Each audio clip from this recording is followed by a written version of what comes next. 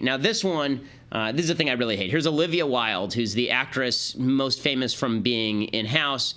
And here she is talking about why she is in favor of abortion. This is one of the more disgusting videos I've ever seen. This election cycle, I'm thinking a lot about reproductive rights. Everyone's right to plan when they want to have a family. And it's on my mind because I'm literally about to have a baby, like in a minute, to be able to decide exactly how. Okay, so she says that she's thinking about reproductive rights 1 minute from having a baby. This is about as perverse a notion as I could possibly imagine. That as you're about to have your child, you're thinking, boy, wouldn't it be great if I could still kill this thing? It's really imperative that I be able to still kill this thing. You know, here I am. Look how pregnant I am. There's a baby in here. This is my beautiful child. And I was thinking, maybe I should just kill it. You know, it's really important that women be able to kill it anytime they please. She continues along these lines, not, of course, understanding really what she's saying on a moral level. How and when and why and where I want to have a baby. And I believe that is a basic human right. I care about reproductive rights. What do you care about? If you care about your future, vote for it. Okay, what I care about is not killing babies. And let me, this is going to be mildly graphic, but this is important because I'm sick of the euphemisms, okay? It's not aborting a fetus. It's not getting rid of a ball of tissues, a ball of tissue.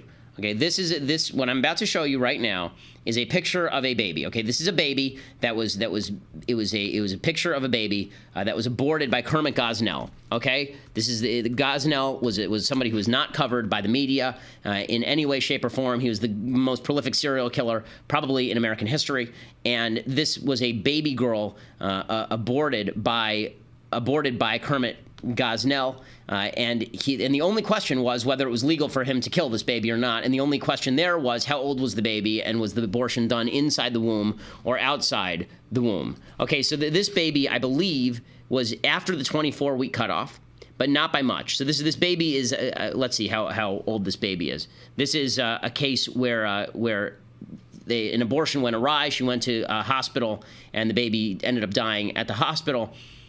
By 24 weeks, most babies born prematurely will survive. This is a late-term abortion, okay? This is what her baby looks like in the womb. We can see that picture again. That's what that baby looks like. This is a less graphic picture of what an abortion looks like, okay? A more graphic picture of what abortion looks like involves the snipping off of the crushing of the skull, the sucking out of the brains. It involves, and these are fully formed children. These are fully formed children. I have 2 beautiful children. The idea that you get to murder a kid.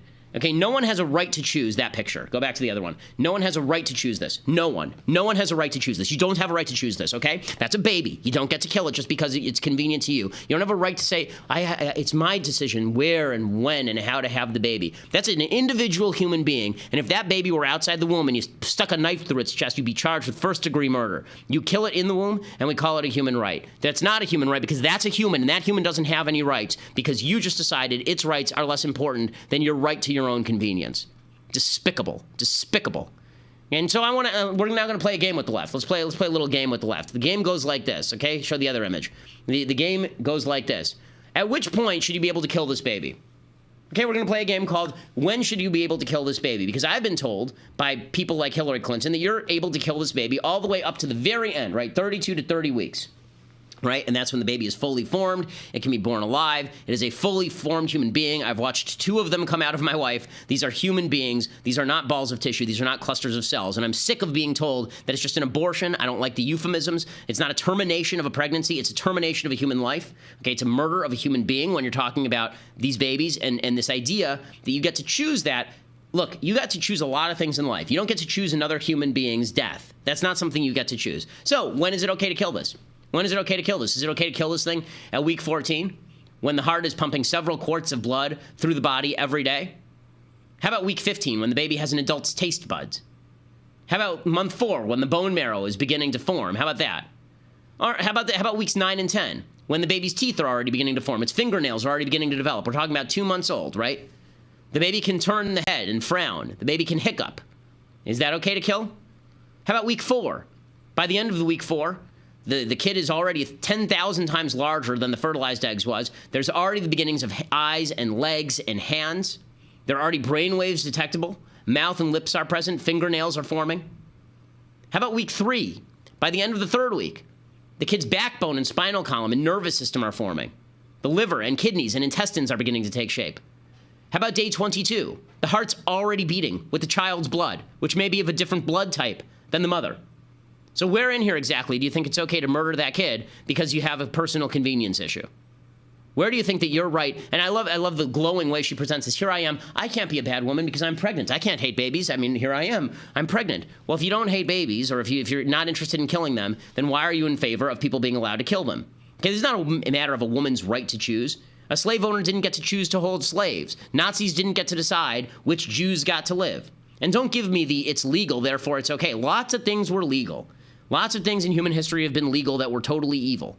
Okay, it is evil to suggest, as Hillary Clinton does, that the minute before a baby is born, you should be able to drag it by the feet out of the mother, except for the head, stick a scissors in there, ram it into the baby's skull, rip the skull open, suck the brains out, crushing it, and then pull it out. Hillary believes that that's something you should be allowed to do.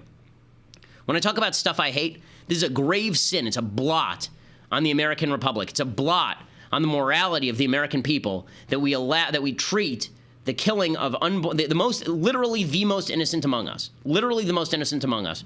We treat the killing of these human beings as nothing more than just an issue of convenience and choice and all the rest of it. It's just no more euphemisms, no more euphemisms. And I wish to God that Mike Pence would have said that instead of citing to the Bible, okay? I haven't cited the Bible one time because I don't think that I think the Bible is right, but I don't think the Bible is the important textbook here. I think what's important here is the science. And I think you're talking about the creation of a unique human life on day one, and you can see it, and you can see the growth. And if you're willing to point out to me where it is that this becomes a human as opposed to a ball of tissue, then let's hear it. Let's hear it. I've gotten tweets, by the way. I tweeted this out earlier, and somebody said, well, the brainwaves only start at week 20.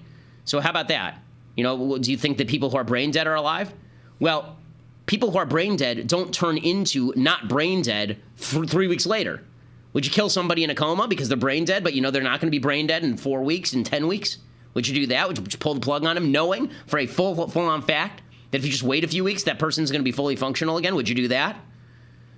And it's just it's truly incredible to me the way that we can blind ourselves to this. I remember when I was at the 2012 DNC, and I went to, you know, it was in Charlotte, and I walked past an exhibit. And it was a picture. It was the anti-abortion crowd, the pro-life crowd, and they were out there with these pictures of aborted babies. And I walked past, and I thought what most people from big cities thought. I thought, wow, how gauche, how gauche. I mean, those are ugly pictures. Should I really have to look at that in the public square? That's really ugly. And then I realized that that's probably how people treated pictures of slavery back in the 1850s. That's probably how people treated pictures of the Holocaust back in the 1940s. The bottom line is, if it's that ugly, maybe you should do something about it instead of whining about how ugly it is. And it's not a matter of personal choice. Okay, I have a stake in whether my neighbor gets murdered, and I have a stake in whether my neighbor's baby gets murdered too.